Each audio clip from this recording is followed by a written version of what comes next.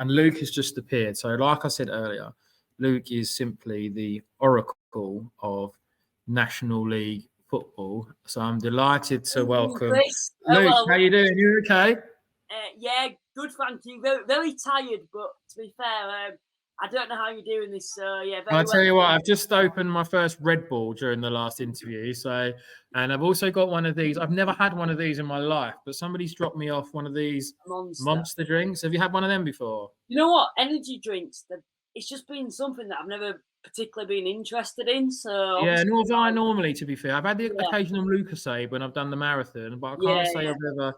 So it could become quite interesting at some point in the stream if I'm so right. You need it anyway, don't you? I know, because my go-to drink is probably like Coca-Cola. Yeah, I'm like that.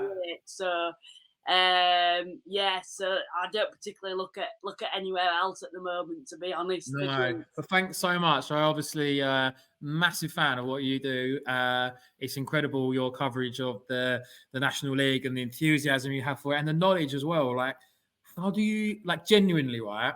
Yeah. How do you know so much about the National League? Like, you must spend, because you still study, don't you? So you're still. Yeah, I'm in sixth form. Well, I've done my exam. So how do you genuinely, like, how do you know so much about the National League?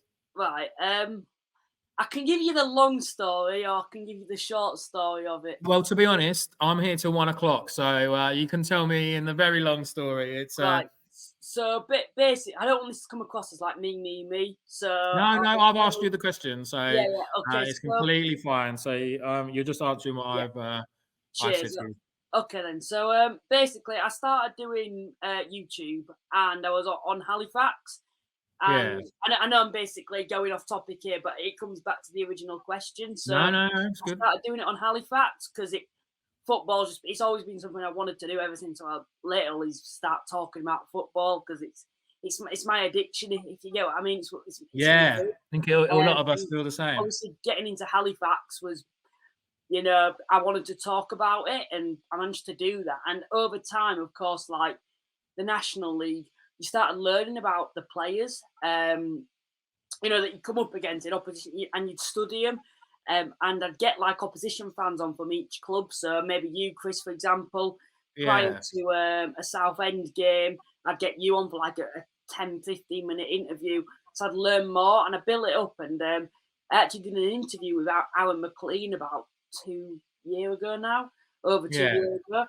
And that, that went very well. And it kind of like skyrocketed it, if that makes sense, and it got out to loads of like National League fans, and I'm saying you've got knowledge, you need to start doing a podcast on the league. And I thought, you know what, I feel like now I've got that knowledge, and of course on Twitter things just come up, and the knowledge, and once you've got the knowledge of the league, you can keep up with it. So like now I'm in quite a fortunate position, because I know the majority of the teams and how they play and the individuals. So now it's kind of like you're looking at players, and of course there's players that I need to research about. I try not to come across where it's like I'm trying to pretend that I know about a player that I don't, but obviously like I need to start researching about players. But honestly, it's not like I do it constantly. I basically just come on every Thursday and then go with it, look at it, spend maybe an hour before looking at all the latest news surrounding the league and getting a bit of like questions out sorted, or topics more than questions. And then obviously I've got Paul, who you'll be well aware of, who's a wheelstone. Really good guy. He's been a massive favour helping me out there. No, it's incredible. So I always enjoy sort of tuning in. So talk to us about Halifax. How did you end up supporting Halifax? I'm always, as a Southend fan, I love it when people are supporting their sort of the lower teams kind of thing. And it's not that local to you. There are other clubs nearer to you, aren't there? So how did you end up as a Halifax fan? Well, probably this geezer behind me here, Matty Brown, was why. So, of course, like I live probably about 40 minutes away from Halifax. I live in Huddersfield. Maybe a team Southend were once playing. We were, in the Football League. And, when I was very young, like when Huddersfield had got promoted to the Premiership, so I would have been like 9, I think, at the time. I kept going to a few of their games, and my dad and my great uncle have always been diehard Halifax fans. But I wanted to go watch Huddersfield a little bit because obviously there was the buzz of them getting to the Premiership and everything. And I remember I went and I did enjoy it to be fair, but my dad took me on an away game because we'd go to like Halifax games, and when Halifax were away, we'd watch Huddersfield because I wanted to go when we could get tickets. But he took me to an away game like Salford on a Tuesday night. And I remember going, and I just loved the buzz of like the atmosphere. Adam Rooney were playing for them at the time, and I remember thinking after that game, I loved that with the fans. And then and I kept watching them throughout the season and got passionate about it. And then at the back end of the season, I made a sign for that player behind me saying, "Please, Matty Brown, please can I have your shirt?" And it was Wrexham at home, and we won 2-1, and they were inside the playoffs at the time. And he didn't see me, but then we went to Fylde away, and I managed to. And then he scored on the day, and then he came over at the end and gave me his shirt. And when something like that happens, and all the Halifax fans, were behind me and supported me with it, I thought, I've got to support these guys. It's me alone. Yeah, was that the moment that you knew that was the team for you? In it, that's basically how it started. I know everyone's got their own little story there. Yeah, no, well, my dad took me so I got brought up about 5 miles from Southend, but my dad used to go with his dad, so he took me to Southend, and I used to joke it was child cruelty that he made me a Southend fan. But Halifax have had their tough times as well, haven't they? I know probably before you watched, but they had sort of financial concerns and sort of had to rebuild, didn't they? So it's been a tough time for them, similar to what Southend have been through. Yeah, it certainly has, to be honest. I know, of course, we've reformed. Maybe not less fortunate than Southend, because I think Southend have clearly got a bigger fan base, and I think that's a big reason why you've pulled through this. Of course, we unfortunately, although the best efforts of the supporters, we didn't manage to be successful, and we had to basically start from scratch again. And of course, that was like basically the year I was born when all that were going on. And then I started going to watch. My dad started jogging me along when I was about 7, but I wasn't particularly into it then. Yeah. And I never really liked it, to be honest. But obviously, like when I started proper supporting them and classing myself as a supporter, we were like pushing back to the Football League, which is probably our ambition, I would say. Yeah, definitely. Like probably most clubs. And I remember thinking at the time, it was when Wild were first there, when I first started properly getting into it. And I remember thinking at the time, this is amazing, and we were playing well. So of course, fans, as you'd expect, were a lot better. And I remember loving it at the time. And we had a load of good seasons, about 3 good seasons, and then unfortunately the 4th we didn't particularly compete for the playoffs. But of course, we got an FA Trophy final. I managed to go to Wembley, my hometown club, which is special, as you'll be aware. And then we're to this season. So this is probably my 5th season properly supporting Halifax, I'd probably say. Yeah. But what have you made of it so far? What have you made of your side season this year? It's hard to say because I know I'm going on here about this, but it's hard to say because away from home, I think we're very good. We're very well set up. I'm behind the manager. And, when I go away and we're watching this side, I think, what this side's capable of, playoffs at least. But then at home, we're just dreadful. And I don't understand it, to be honest. I think it's probably the way we set up.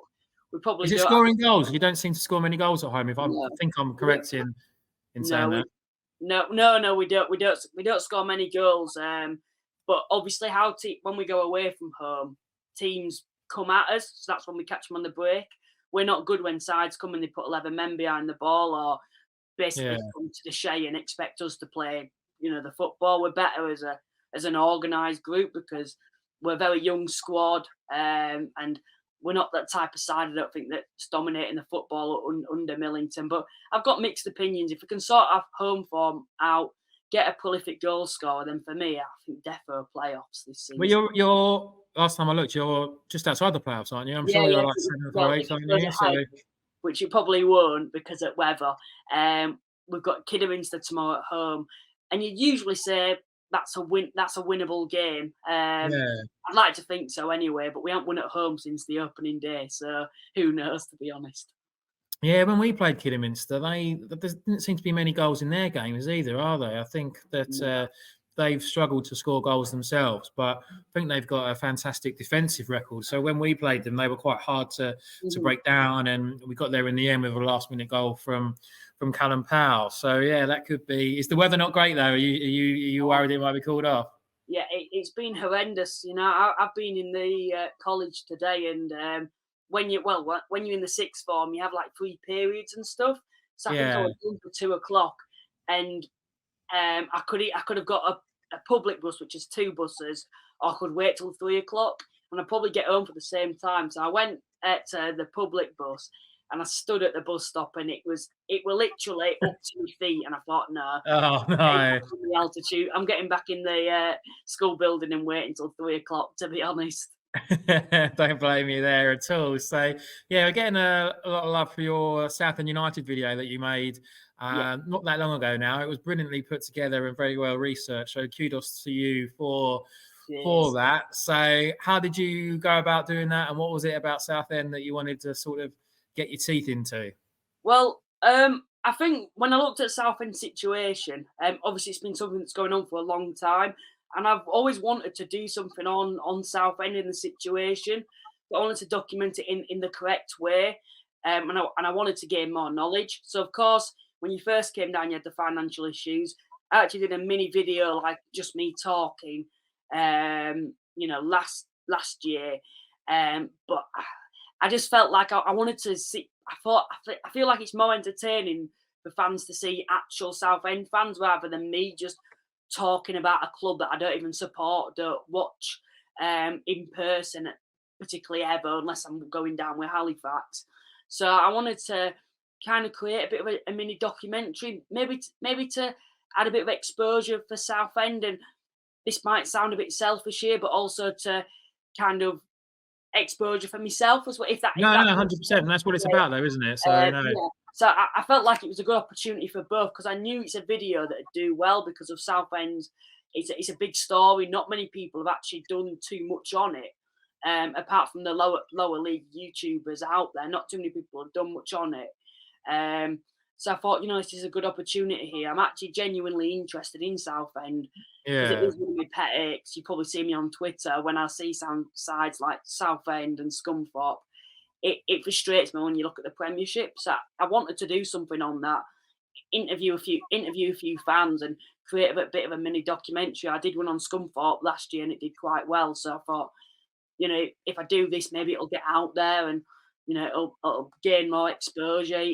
I'm not saying that's the reason that alt changed, but I just like to think that it'd reach more people and educate more Yeah, people. no, fair play. Massively, a Southend fan myself, so I Yeah. massively appreciate that. It was really well done Well, as thanks for well. So coming you on, can, Chris. You kind of made I was a bit like, oh, I hope he is coming on because it's yeah, you're like no, definitely. I'll tell you, I always will. So I definitely 100% always will always support whatever you do. So always just ask me, and I'll never say no. So I'll always do it. And obviously, we had our game earlier on in the season. It ended in a yeah, 1-1 draw. Probably one of the most bizarre red cards that either of us has ever yeah. seen. But what did you We make deserve of? to win. Yeah, what did you make of Southend that day? It's always interesting to see what opposing sides make of us. So, what did you think of Southend? It was very hot that day, wasn't it? If I Yeah, remember it was rightly, that compared was to now. Yeah, a bit of a yeah. but no, What did you make of it? You can be honest. no. Personally, I thought you were kind of expected this because I think you kind of have to be when you're in that situation with Southend.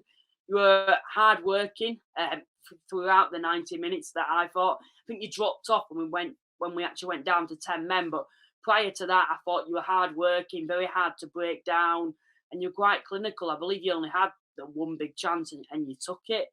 And that's what you need to do away from home.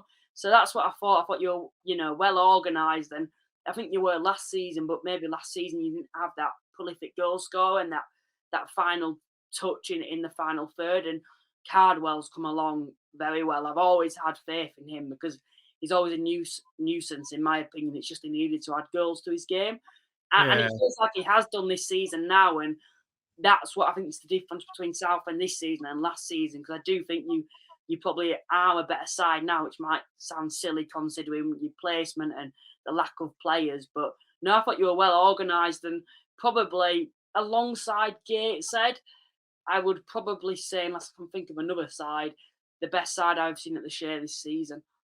Oh, brilliant. Fantastic. So I got a question here for you. Who's your favourite Southend player? Who do you rate? I know you said Cardwell. He's the obvious one, isn't he, with his goal Yeah. scorer, and he's done well. So what have you made of him? I know you touched on it there. And what other Southend players do you like with your expert eye? Right. Taylor, I like. I know Yeah, he's been standouts this season. Cav Miley, he's just been well known for a while though now, hasn't he? I remember him when he was at Eastleigh. He were good. I'd probably say Cardwell. The players that I've kind of, I would say, been a bit underwhelmed with maybe Powell and Mooney, because I do think there's two quality footballers in there. Dan yeah, Mooney, when I saw him move from Altrincham to Southend, I thought that is exceptional business from Southend, and I think he shows glimpses, hasn't he? And I think he has improved this yeah, season. But I know a few Southend fans are saying, "Nah, I'm not too keen." And Powell always looks good. I think on the pitch he looks like a quality footballer. Maybe he's a bit lightweight. Maybe he doesn't have any end products, but they're two players that I particularly like at Southend because I think they are those kind of flair players, if that makes sense. But I think yeah. Cardwell has to be the one for me. He's the sort of striker I'd love to have at Halifax. Yeah, he's done so well this year. I think he's always had the capabilities and I can't think of the right word. I'm too tired already to think Yeah, of I'm the yeah, same. but he has the right kind of attributes. That's the word I was looking Mhm. for. To always have done what he's had, but he just struggled to stay fit. That's always been the problem with him up until this season. And I don't like to talk about injuries and stuff. So touch wood that nothing happens to him tomorrow or in any future games. But I think that's been the biggest thing with him is keeping him fit. And I think in previous seasons he's been injured and then he's come back and then it takes a run of games to get up to speed again and then it's tough. But yeah, you are right. So Callum Powell's, unfortunately, he's injured. He's got quite Yeah. a bad injury now, so he's going to be out for a little while. And he's one that will always give his all. He's quick and works hard and tries his best at all times. And Mooney's just, I don't know, sometimes moves just don't work out, do they? And I'm hope I'm wrong, but so far it's just not worked out for him at all in a Southend shirt. You're correct in saying that there were glimpses and we've sort of seen them, and you do feel that there's a really good player in there somewhere, but it just hasn't materialised in a Southend shirt so far. And whether the system suits him or not, I don't know, because I think he might be better in a front three, playing out wide rather than just in Well, behind. do you play like a five back, Southend? Yeah, so we play wing backs. Yeah, so with three in the He's not a middle and wing then back, is he? He's not a no. So when he defensive back. plays, he either plays just behind Cardwell or he plays as one of the three in the middle. Yeah. So yeah, that's kind of been where he's been used. So it just hasn't really worked so far, and he's had a few niggling injuries. So I wouldn't be surprised if the embargo eventually gets sorted that he might be one. And do you know what? I'm sure when he goes somewhere else that he'll start doing really well again because there is a player in there somewhere. And I think he definitely has got talent, but sometimes it just doesn't go through. I know Does it? Halifax had that in there's always been like, oh, there's a buzz around this player. And they come to Halifax and they're not as good. And as soon as they get a move, it's like, oh, they're on. I know Scott Quigley, he came to Halifax a few seasons ago. And I remember that being a massive statement signing because he'd been at like a Welsh team. Anyway, he was useless. He was like a donkey for us, to be honest, there.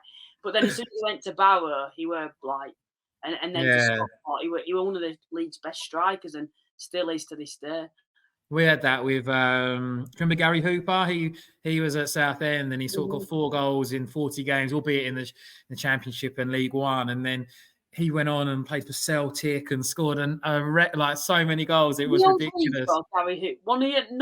He's at Barnet now. Yeah, he went in the Premier League. He got to Norwich, and he's still playing now. He just joined Barnet recently, so I'm not too sure whether or not he's played too much for them yet, or how he's doing there. But yeah, good to see him doing well. But it was just a shame that it never worked out for him at Southend. So if you were a League Two manager and you could sign one Halifax player and then one player from any team in the whole of the National League, who Who are you signing? Right then, so probably depends on the club when I look at Halifax. And probably anyone to be honest, but Halifax. I'm gonna just think now off the top of my head. Give me a minute. I'm just gonna try process. Yeah, It's that's all quite right. No, late you in can the go night. through it, and then I'm going to ask you about the Southend Solihull game as well tomorrow. Yeah, So yeah. Who's impressed me so? I'm going to open my next can of Diet Coke, so I'm going to be weeing Yeah, quickly. fair enough then. I'm dying for one of those right now, to be honest, but I've run out. Oh no, honestly, this is the best thing. Like, people very kindly have been. I was just saying, so people have been like donating. I don't know what this. So I've got a pack of sausage rolls. Yeah. Got someone dropped off crisps, which is great. I've got big box of chicken that someone. It's not a good day for my diet, I have to keep saying. So sausages. So yeah, I'm. You set the food anyway. And Maybe I've not got. sleep, but you got food. Right, I'm just gonna think now then, because there's definitely I've got the there's a Diet few Coke. though. Oh yeah, you're stacked there, aren't you? Um, right. Or who's been your best player this season? Then who would be running? That's what I'm trying to think, to be honest. So, right, I'm gonna say Angelo is my favourite player, maybe underrated, but I'd probably say Angelo Capello. Yeah, Uh, should go well. yeah, he plays as like a wing back, but can also play as like a number 10.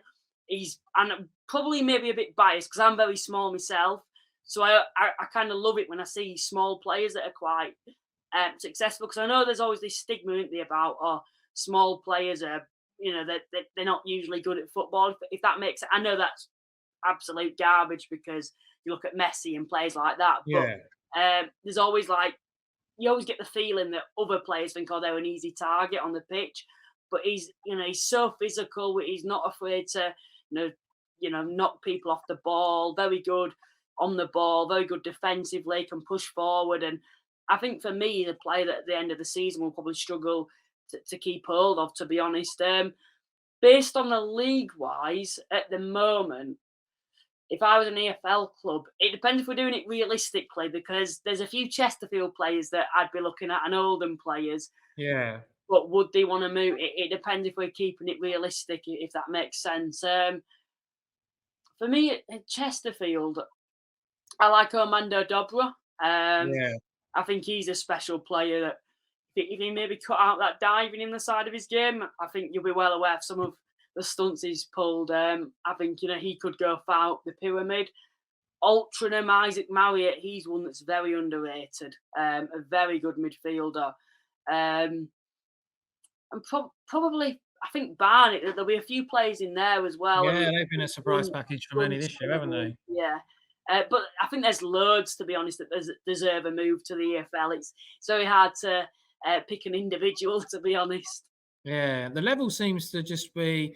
Obviously, I hadn't really watched too much of the National League consistently until Southend dropped down into it. This is our third season now, as you know. But it's a really good level of football, isn't it? It's very challenging and such a contrasting teams as well, aren't they? Which always makes it interesting to watch. So irrespective of where Southend end up, and obviously it'll be the same with Halifax. You hope that we do get out of this league, but I'll always watch the National League from now on, and it's something about it, isn't it? That it's just it's good to watch, and you must feel the same to do what you do with the podcast. Yeah, well, I think I've been fortunate.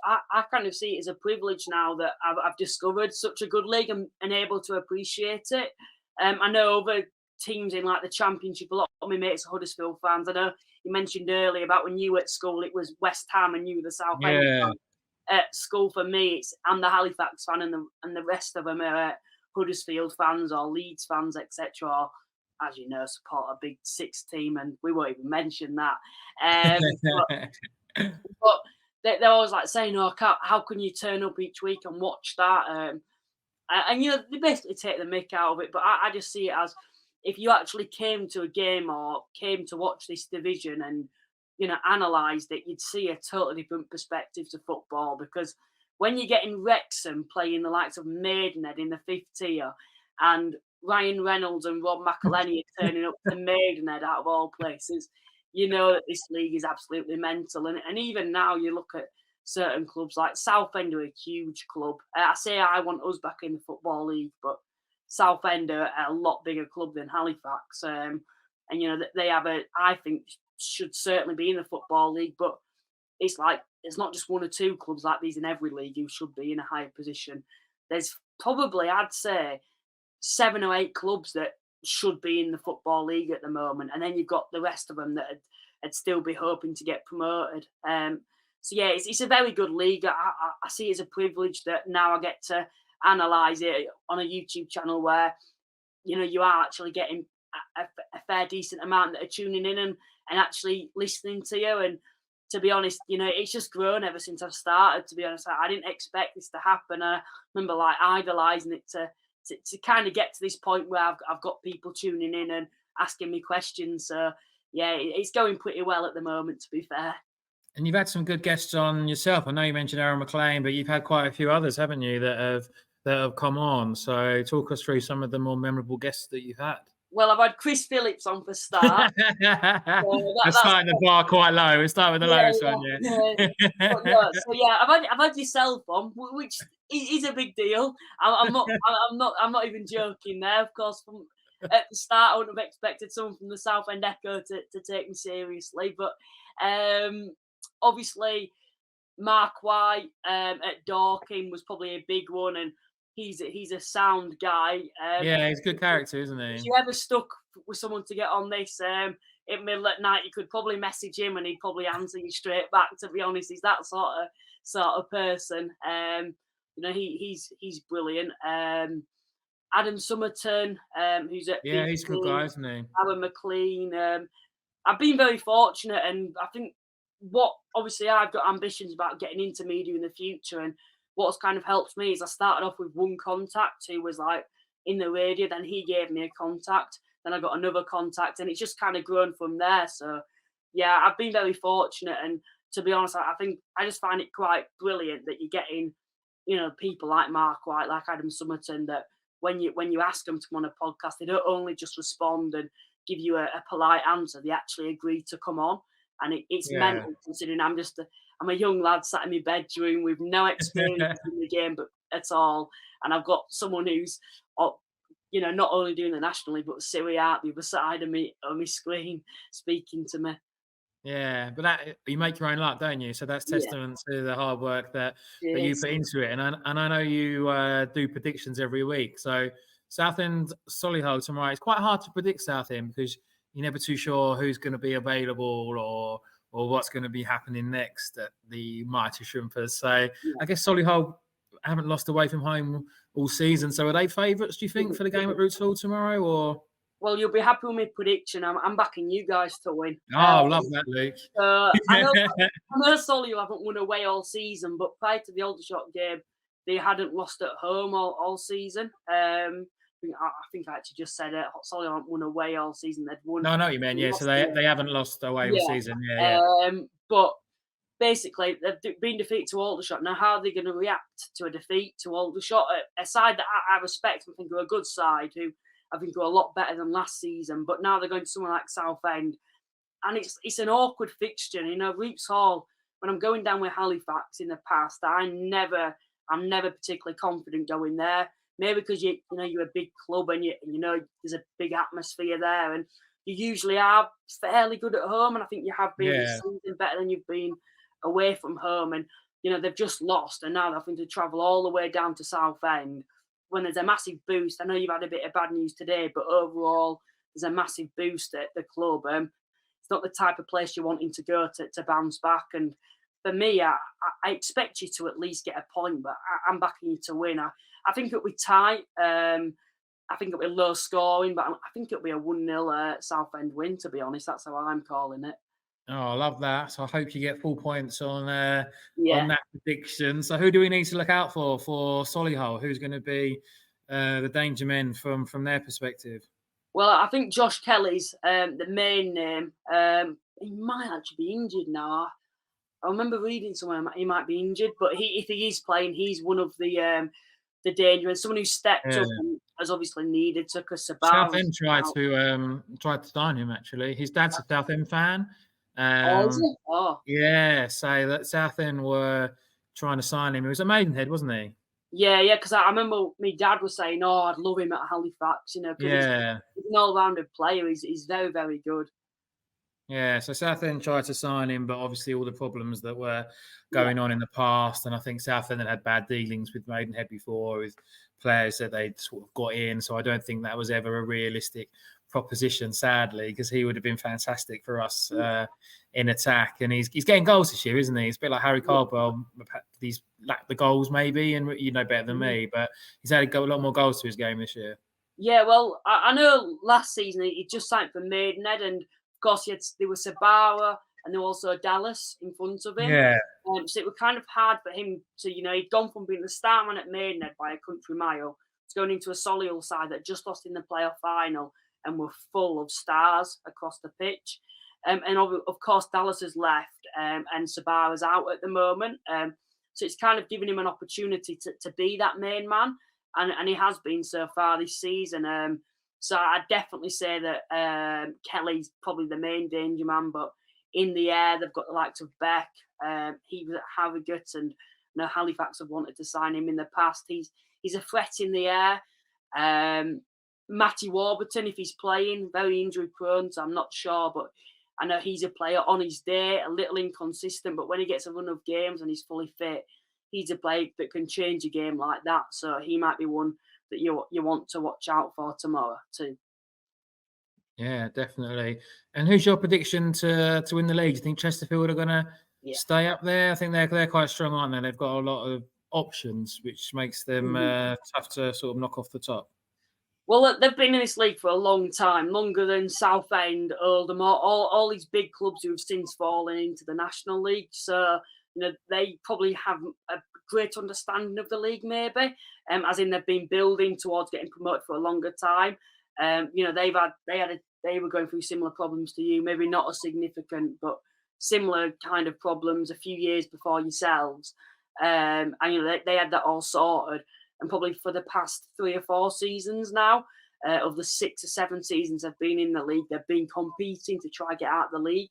And with Notts County and Wrexham gone now, there's a massive opportunity for them to win the league, because they've got by far the biggest budget, in my opinion, inside those playoff spots at the moment, where other teams can't compete. I know there were talk about Oldham being a side that would compete, but personally, from what I've seen from them so far, even with the new manager coming in, I can't see them giving Chesterfield much of a title chart race, to be honest, this season. Yeah, I like the look of Barnet, but I think when we get the into the playoffs winter, will be interesting, won't it? It'll be interesting to see how yeah, they end up.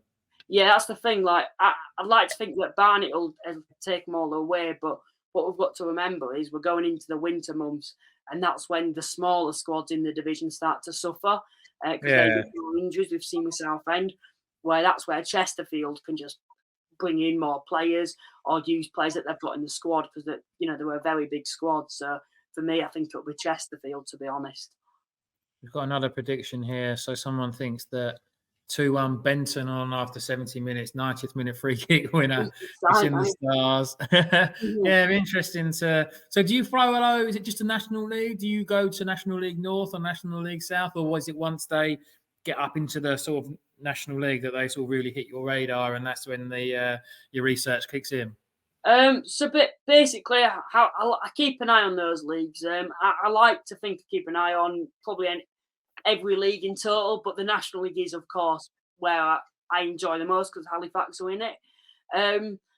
Problem with the National League North and South is I don't think it'd work, to be honest, if I'm being realistic. So I keep an eye on it, but I wouldn't say that I have much knowledge on the league as a whole. I know who the bigger clubs are in that league who are wanting to get promoted. I know who the ambitious clubs are, but to be honest, It's only probably the top half who I can really say that. Yeah, I know. I wouldn't say much about, but a bit about, and about the history, if that makes sense to you. Yeah, definitely. And yourself personally, where would you like to end up working? What's your kind of sort of dream role, or what you're aspiring to end up doing? Well, I think my dream would to be, like Talk Sport, like, Jason Cundy and Yeah, Jamie yeah, in the O'Hara, evening, like yeah. at 11 o'clock at night. I'd love to. I find them two hilarious, but I'd love to have my own show. Yeah, Uh, no, why not? Go for it. yeah, but like obviously it's a bit ambitious to say where I am at the moment, but I've got to have a dream, haven't I? Yeah, why But not? I don't think If we you can make it as a go aim for footballer, it. so I've got to think of a different way. But obviously, I love talking about football. I talk too much, I know that. I don't mean to, but No, uh, no, no, no. It's I love brilliant. talking about football. So I'd love to have my own show, but I wouldn't. It wouldn't particularly just be on the Premiership. It'd be like on all the lower leagues, and when they all call the fans up and they get like Arsenal fans to call up. I'd love to do it on where you've got like Championship fans, League One, League Two Yeah. fans, National League fans calling up, and just having a proper show and talking about it, because like I said, I love the lower league. I think that's what we call proper football. I love all these different clubs, with different which is with unique ideas. For example, I think Luton in the Premiership's unique compared to all the other clubs. All the other clubs are very similar, all have big stadiums, where the lower leagues, there's quirky things about it. There's different things about it. Like Halifax have got a massive standing terrace. Southend's grounds are a bit quirky. Yes, it's falling down, but it's a bit quirky, isn't it? It's Yeah, got yeah. something unique about it. You're in Southend when you stand on that pitch. So yeah, I for like me, your stadium as well. I like that random bit of hill. That's just that random bit of yeah, grass that's in what the I mean. You corner. don't get that in the Premiership. What used to be there? Do you know? I'm always intrigued by it. I'm always like a little bit wondering what it once was, or has it always been there as long as you've been going there? Which Or part of the shave? Sorry, was it? like so where where you stand behind the goal. Yeah, the South You know that Stand. just random bit of grass that's sort of on the by the left corner flag as you're looking at it.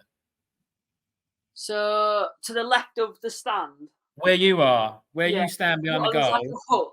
So like a Yeah, it's like just that weird bit of like a little Oh, downward bit of oh yeah, I grass. get what you mean. Oh, so basically, fans used to stand there because we didn't have the south stand or the east stand or the north Oh, stand. okay, yeah. We had that shed, what the Skirket stand, what like sides who bring larger followings, get down the side, and we all home fans used to be in there, and then the rest of it were like a running track, a bit like Gateshead.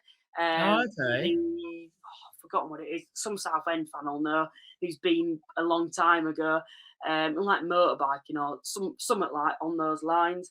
Um, and then speedway track. That's it. Oh, And then brilliant. fans would just stand behind that. But then we had one stand, which was the Skirket stand, so people would literally sit on that hill. I know that's what me and my dad used to do when they were young. Well, my dad and my great uncle used to do when they were younger.